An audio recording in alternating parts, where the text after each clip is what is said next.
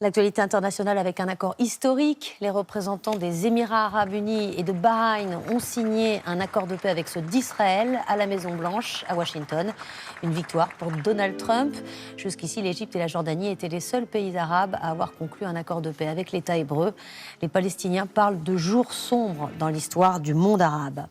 On retrouve Sonia Dredi, notre correspondante à Washington. Sonia, bonsoir. Vous avez suivi cette signature à la Maison-Blanche. Donald Trump en fait vraiment une victoire personnelle à 1 mois et demi de l'élection présidentielle.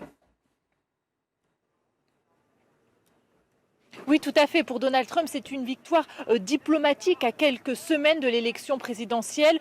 C'est une victoire qui pour son électorat, notamment les évangéliques, qui constituent une grande partie de son électorat, qui sont pro-Israël et donc qui vraiment saluent cet accord. Et puis même côté démocrate, eh bien, certains saluent l'accord. Donc c'est vraiment une victoire pour Donald Trump. Il a eu une cérémonie en grande pompe à la Maison-Blanche, comme il les aime.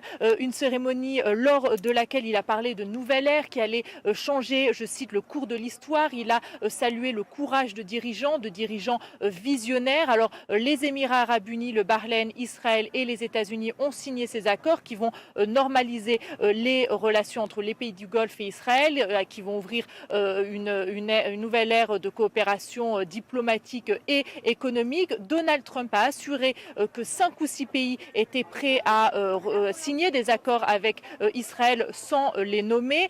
Il a aussi dit depuis le bureau ovale aux côtés de Netanyahou qu'il pouvait aussi conclure un accord avec l'Iran. Alors on le voit à l'approche de l'élection présidentielle, il est vraiment pressé de conclure des accords et de signer des victoires diplomatiques. Et d'ailleurs cet accord est aussi finalement un message de Washington envoyé à l'Iran. C'est une sorte d'union sacrée contre l'Iran. Merci Sonia. Sonia Dredi en direct de Washington.